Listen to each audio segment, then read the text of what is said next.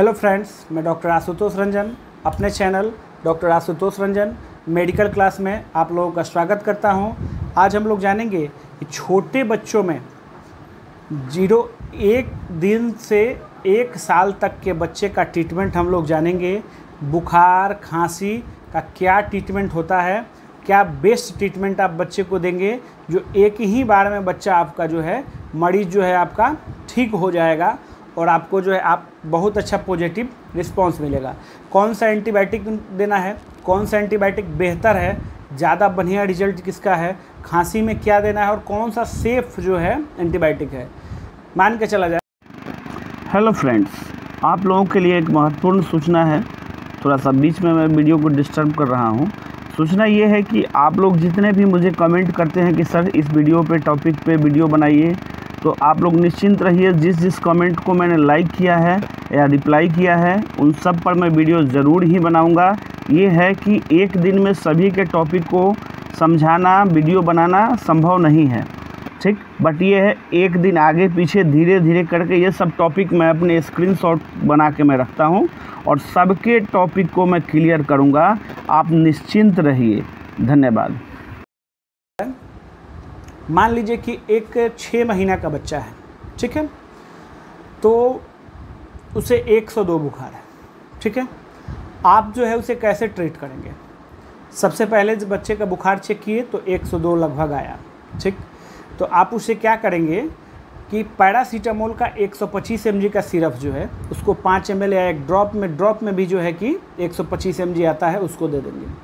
Paracetamol का dose क्या है, नोट कर लीजिएगा, 15 mg kg स्टार्टिंग डोज है, लोअर डोज 25 mg kg जो है मिडिल डोज है और 1 ग्राम तक इसका डोज है 6 आवरली।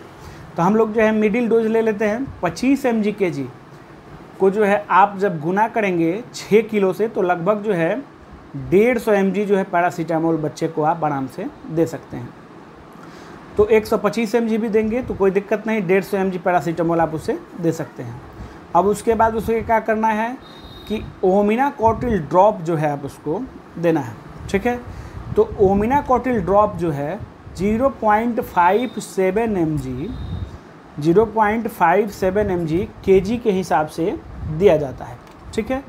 तो और अब मान के चलिए कि 6 महीने का बच्चा है तो हम लोगों ने कैलकुलेट किया उसे 6 से, तो 3.45 mg आएगा। तो 3.45 mg आप पूरे दिन में बच्चे को दे सकते हैं, 2 बार में 3 बार में, ठीक है। मान के चलिए 4 mg, ठीक है, कोई दिक्कत नहीं होगा।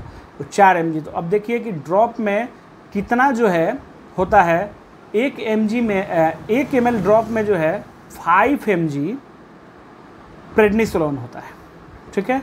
आप 2 mg जो है उसको TDS कर सकते हैं, 2 mg 2 बार कर सकते हैं। तो आप जो है उसे 8 बूंद 5 से 8 बूंद 3 बार आप देंगे, ठीक है। ये क्लिनिकल डोज है। फार्माकोलॉजी का डोज मैं आपको समझा चुका हूँ, बट फार्माकोलॉजी के हिसाब से जो आप प्रैक्टिस करिएगा तो सभी मरीज जो है फार्माकोलॉजी के हिसाब से नहीं ठीक होंगे, ठीक है।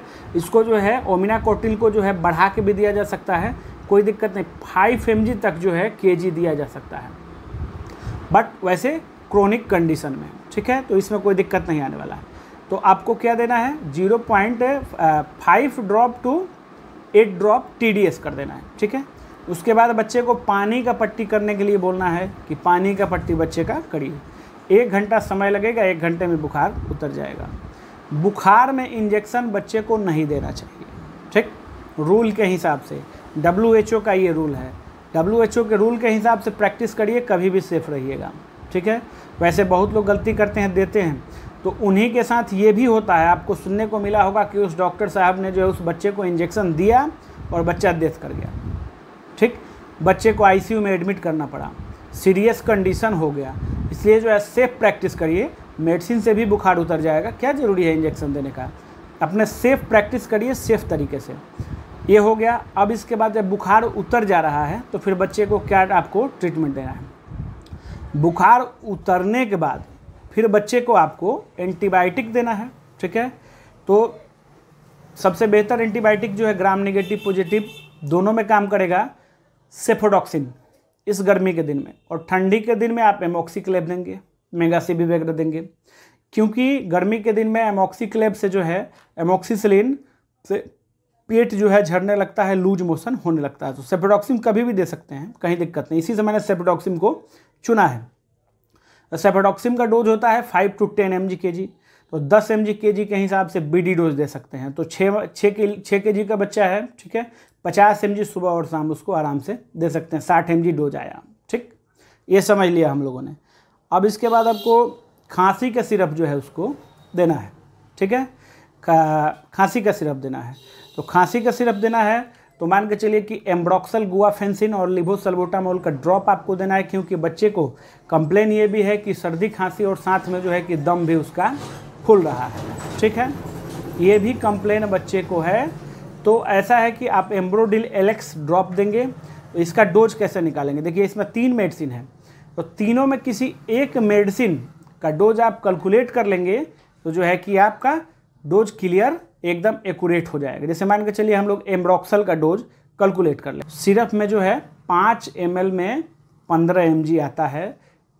कोई भी जो है आप एम्ब्रोक्सल, लिवोसल्बुटामोल और आप जो है कि ये गुआफेंसिन वाला सिरप लेंगे तो उसमें जो है कि 5 ml में जो है 15 mg आता है एम्ब्रोक्सल।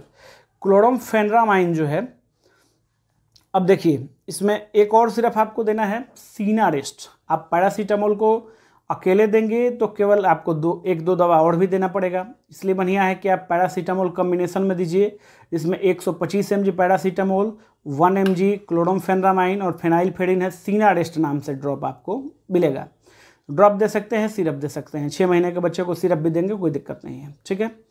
तो आपको जो है कि इसमें इसको 5 ml 3 बार करना है। इसका डोज कैसे आप कैलकुलेट करेंगे, क्लोरमफेनरामाइन का डोज जो है 250 mCH होता है, mCH 1 mg में 1000 mCH होता है। अब 6 महीने का बच्चा है तो आप उसको गुना करेंगे तो 1500 mg आएगा mCH। तो 1.5 mg जो है आप उसको TDS 3 टाइम आप दे सकते हैं, कहीं कोई दिक्कत नहीं है। तो आप उसमें सिरप में भी देख लेंगे कितना होता है, सिरप भी दे सकते हैं और जो है कि 5 ml सिरप 3 टाइम कर सकते हैं। ड्रॉप अगर आप दे रहे हैं, सीनारेस्ट ड्रॉप दे रहे हैं, तो ड्रॉप भी जो है कि आप 1 ड्रॉप 3 बार देंगे, क्योंकि 1 mg जो है क्लोरमफेनरामाइन सीनारेस्ट ड्रॉप में होता है, समझ लिए। तो जो है कि 1 mg होता है, आप 1.5 mg तक दे सकते हैं, तो सेफली आराम से 1 ml 3 बार दे सकते हैं।